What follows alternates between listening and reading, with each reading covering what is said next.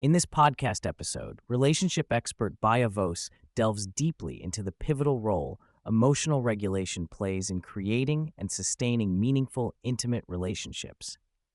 Baya emphasizes that emotional regulation is foundational. There's simply no way around it if partners want to nurture connection and growth.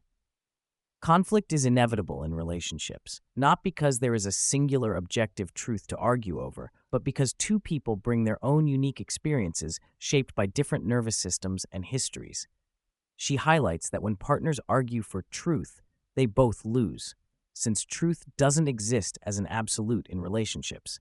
There are only different perspectives needing to be heard and validated. Baya introduces a framework of three critical phases in intimate partnerships: merging, power struggle, and interdependence. Initially, couples often experience a stage of merging, characterized by idealization and feeling like soulmates with seemingly perfect harmony. However, inevitable differences arise as both individuals enter the power struggle phase, where their distinct needs, wounds, and nervous systems start clashing. This phase is marked by tension and friction as partners begin to individuate and assert their boundaries. What makes this phase tricky is that many couples get stuck here indefinitely, either avoiding conflict or getting trapped in repetitive cycles of power dynamics. Emotional avoidance manifests as silent treatment or suppressed feelings, while others may express their frustrations indirectly, such as confiding grievances to friends rather than honestly communicating with their partner. Baya notes that these maladaptive survival strategies often stem from childhood experiences where expressing authentic emotions led to punishment or rejection.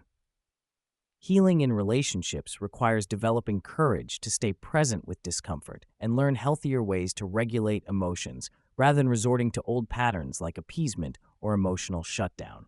One of the podcast's standout insights is Baya's articulation of how physical and physiological health directly influence emotional regulation and ultimately the capacity to repair relationships. Factors such as sleep quality, hormone balance, thyroid function, vitamin deficiencies, and cortisol levels all affect how individuals manage emotional triggers and stress responses. She shares personal examples, her own and her spouse's, where lab results revealed problems like thyroid imbalance or hormonal fluctuations that explained heightened emotional sensitivity.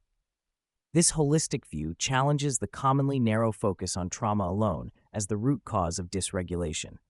While past trauma is significant, physical health variables must also be considered and optimized to achieve steady emotional regulation. Practicing self-care through adequate rest, nutrition, sunlight exposure, and medical testing is presented as a crucial, often overlooked step toward relational healing.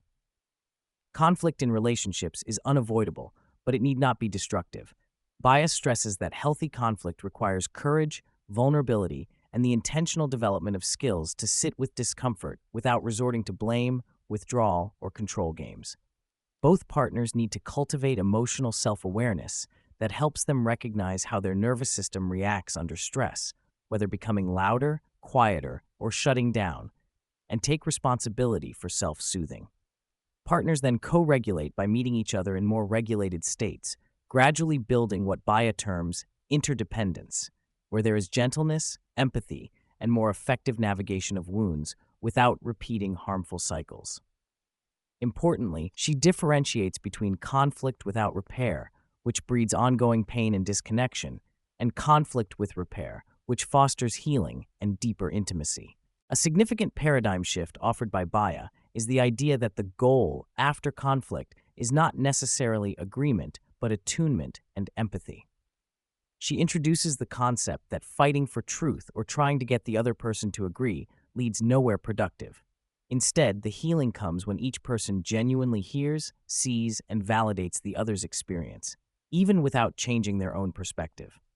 The process requires structured communication where each person speaks without interruption, embracing both emotional empathy, feeling what the other feels, and cognitive empathy, intellectually understanding the partner's point of view despite not necessarily sharing it. She advocates for the 70% rule in attunement, acknowledging that complete perfection is unrealistic and that partners who reach a significant level of mutual understanding are enough, with any remaining gaps being individual healing work. Repair conversations are best had after both parties have downregulated from heightened states, ensuring productive, calm dialogue rather than reactive escalation. Baya further explains relationship dynamics through a model she calls the relationship grid, illustrating how individuals oscillate between four modes under emotional distress: grandiosity, blaming outward; boundaryless behavior, yelling, yeah, emotional overwhelm; walled off, shut down and distance; and shame-based appeasement, pleasing and people-pleasing to avoid conflict.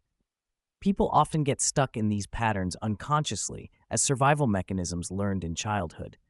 Her own candid reflections reveal how she inhabited the boundaryless and shame-based quadrants, manifesting as covert appeasement and emotional flooding to get reassurance. Recognition of these patterns enables individuals to compassionately own their behavior as adaptive but now maladaptive responses, inviting the important work of rewiring neural and emotional habits through therapy, self-reflection, and skill building. Healing deep relational wounds is neither simple nor quick. Baya compares it to physical fitness, requiring consistent emotional workouts and repeated practice over years. While therapy is invaluable, it's often underutilized or only sought late in the relationship, limiting its effectiveness. Further, she highlights the enormous challenge therapists face in working simultaneously with two individuals' histories, nervous systems, and the relationship dynamics within typical session lengths. Nonetheless, early engagement with therapy, coaching, or workshops can make a profound difference, providing tools for self-regulation, perspective-taking, and communication before destructive cycles become entrenched. The key is persistent commitment by both partners to evolve both individually and as a couple. Baya's spiritual framing of relationships is profound. She believes people enter partnerships primarily to heal parts of themselves that no one else could heal before. This healing is hardly effortless, but is a sacred commitment partners make to support one another's growth and transformation, knowing wounds will inevitably surface. The ideal is not seeking perfection or soulmate bliss, but cultivating interdependence in which both partners maintain individual wholeness and come together to create greater harmony. This requires accepting imperfection, offering grace for past and current wounds, and holding space for one another's vulnerable parts without judgment. Trust is fundamental, and one of the greatest threats to trust Baya identifies is repeatedly threatening to leave the relationship without follow-through. This behavior corrodes safety and openness, causing partners to withhold important topics due to fear of relationship loss.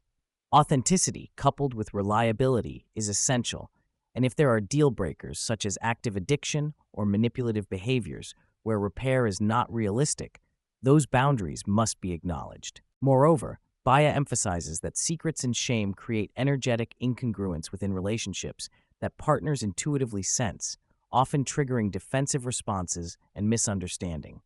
Transparency and willingness to do deep healing work individually allow for alignment of values, integrity, and authentic connection.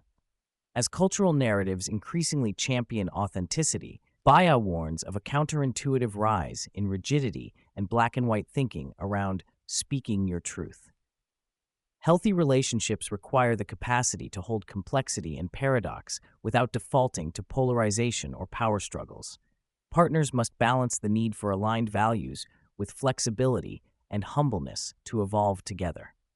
She highlights the importance of wrestling with internal paradoxes personally rather than pushing the tension onto the other person. The capacity to do this nuanced inner work allows couples to creatively negotiate differences in lifestyle, parenting, or values without fracturing connection.